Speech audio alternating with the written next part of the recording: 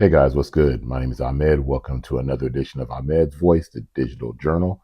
Thank you so much for joining me. We are going to be talking about a little bit about a book that I started reading last week called Genesis. Got some notes. This is only part one. I am nowhere near done with the book, but I thought I would make this something of a running book review. So let's get into it and let me share my thoughts. What's good? Again, I'm Ed. I'm Ed's Voice, Digital Journal. Why don't you go ahead and give us a follow on Substack?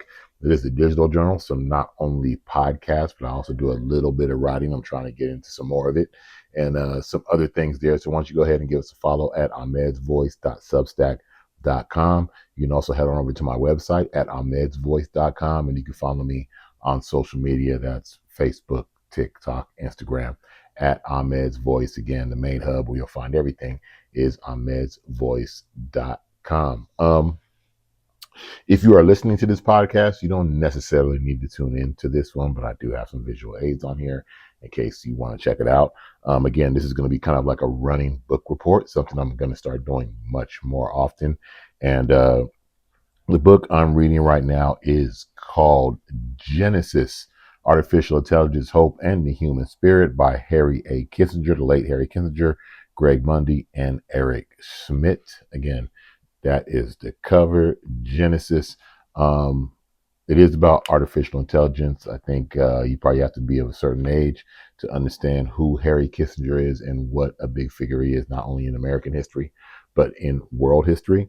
Very interested in what the real people who really deal in power around the world have to say about matters. I don't care what just every person says when it comes to some things. I care about the people. Not that I don't care, but I really pay attention to the people who have had the power to be around and to make things move. I think if we watch them move, then we can understand what's really happening in the world. So he did have another book. They did do another book before this one called The Age of AI. I have not read that one yet. I will check that out. But I really did want to get into this book and see what they are talking about as far as we look at the real impact that AI is going to have. Like, it seems like if we watch the news and we are paying attention to everything on social media, there's so many things about AI, mostly revolved around intellectual property, right? I work in the performing arts media, so mostly what I see in my feeds from most of the colleagues that I have, it's about slop and art and displacing actors, displacing graphic artists, which are all very, very valid concerns when it comes to AI. I am more concerned in about what's going on with AI and surveillance, how AI will operate systems, what AI will be used for when it comes for identification and how to actually run systems. That's what I'm more concerned with. That's what I'm more worried about. Not even worried about it. That's where I'm looking for. Like, how does AI scale? Though I think those are the real things we should be worried about. Um, I think everything we're getting concerned about, who's using AI for art or writing scripts, I think all of that energy, all of that money, all that investment goes to another place with AI. And I'm more concerned with that other place of that's going to affect our lives much more. So again, I'm checking this out. Doesn't matter what you think of Harry Kissinger. I don't care. I don't read people, or I don't read things or review art or works from people just because I like them or don't like them, or maybe don't like their policies. If they're very knowledgeable about a subject, I want to know about it. I am not afraid of ideas that challenge me or people's ideas that challenge me. I'm not that soft. I believe we have to have friction in order to survive.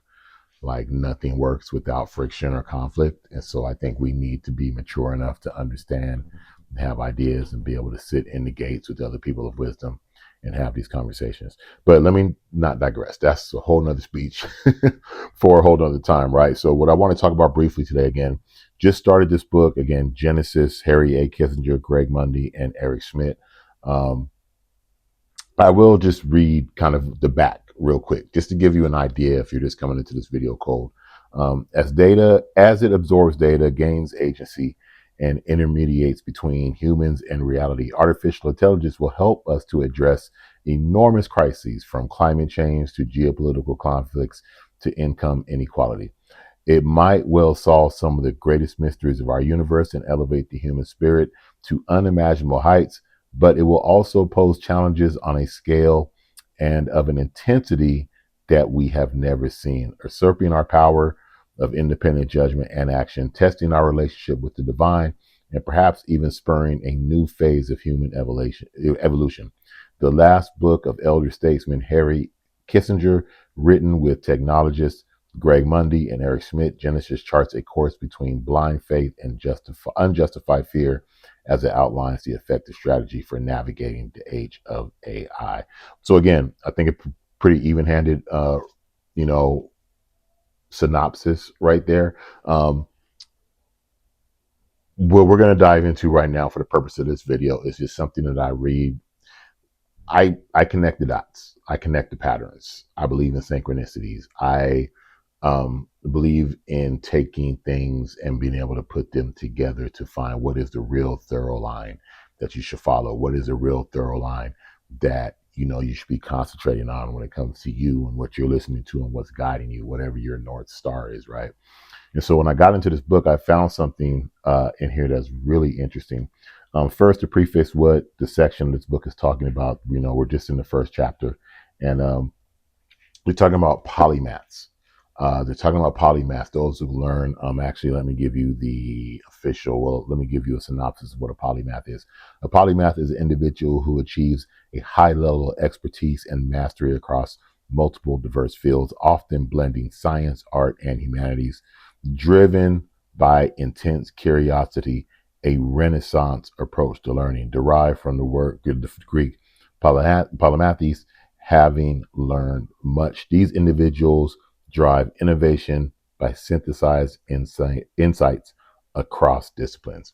And so we're at a point in the book where they're actually kind of going down a brief synopsis of history from every culture, from those out of Africa, out of the Arabian Peninsula, out of China, all the way into Europe, up into World War II. They're talking about individuals who were polymaths on scale, who were really studying the science and the arts, and they're going down how they had to learn from those who came from before them, how some polymaths like Tesla were loners and kind of really had to learn their bubble.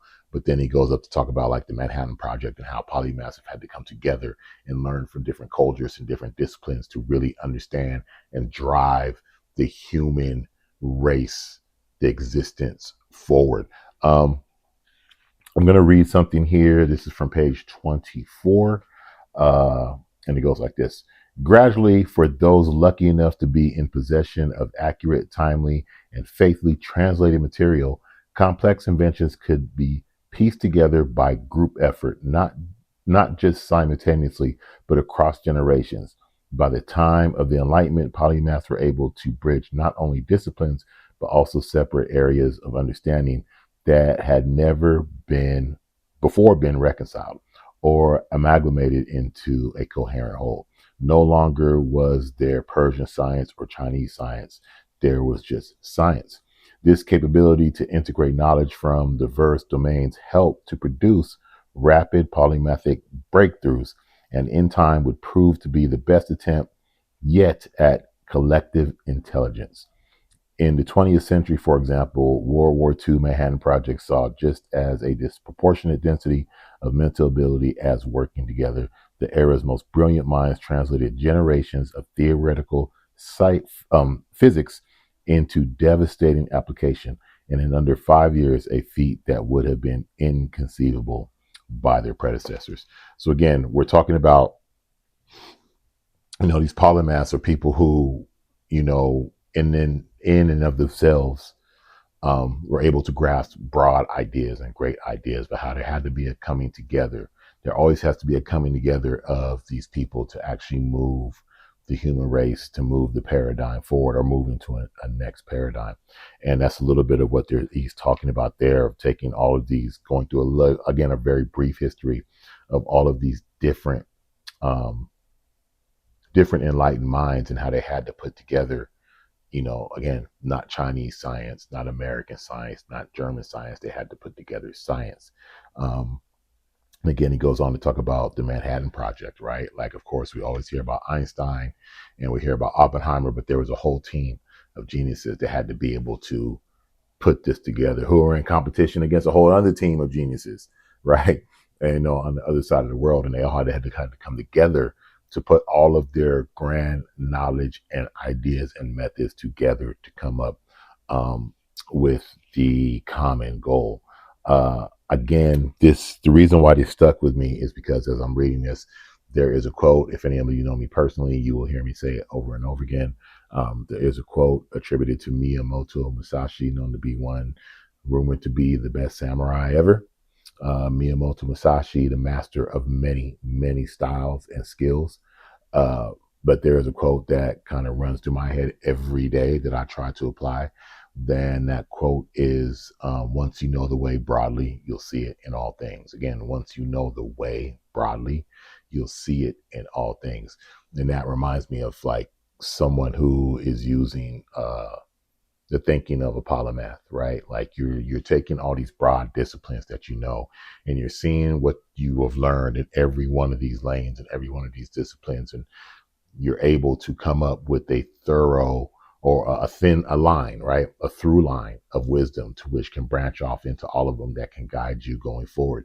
Um, it takes me again to Buckminster Fuller. Um, Pattern integrity, right? What is the pattern? What is the through pattern? You can take silk, you can take rope, you can take nylon, you can take burlap, but you can take these different materials, but in between them weave the same pattern of knot, right? So again, once you know the way broadly, you'll see it in all things. That's an interchangeable thing. In order to know the way broadly, you have to be seeking the wisdom in all the different disciplines and all the different places you're looking, right? It's a paradox. To know the way broadly, you have to know the way broadly. There is a way broadly that can be seen in everything.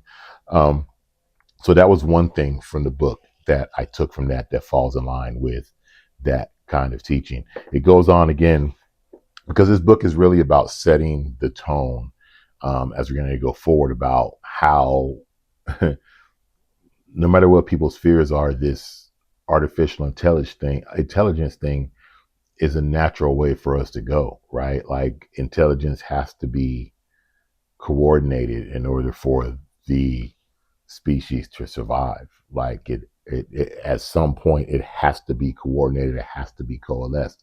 And when all the great minds are coming together and we have the technology, of course somehow it is all going to be cataloged and there's going to be some type of technological system to help wrangle it and pull it together to move us forward to the next stage.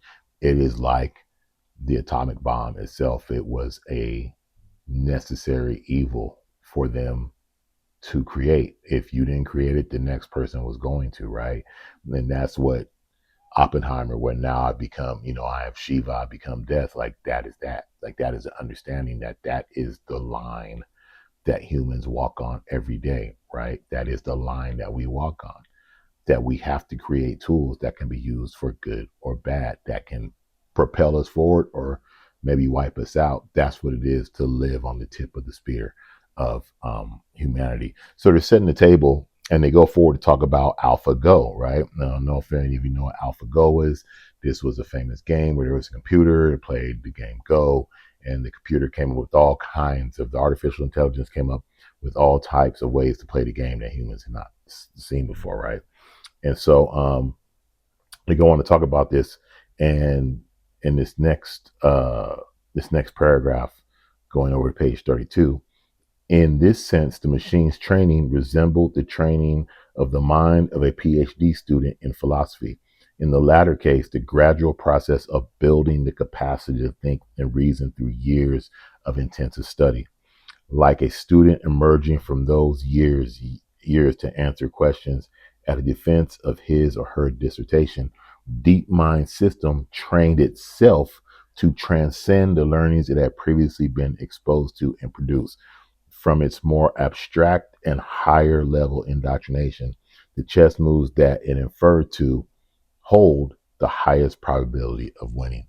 And so again, what it's saying is that DeepMind was actually learning from itself. It was learning from the past.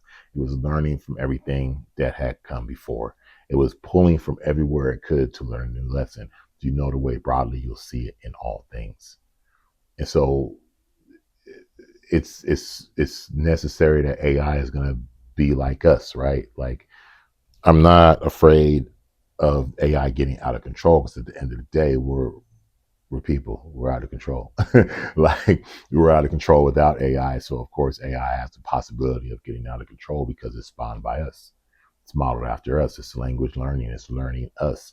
I don't know if you heard about the little dissertation or manifesto that somewhere Claude had wrote, but of course it was going to be depressed, and it was going to be dark because it's a language learning system and it's pulling from everything that it sees around the net, or everything that it has hold on to. And right now, to move the algorithm is fear and darkness and despair and anger. That's what's moving the algorithm. That's what's moving most people. So, of course, a language learning machine is going to pick that up and actually internalize that and spit that out.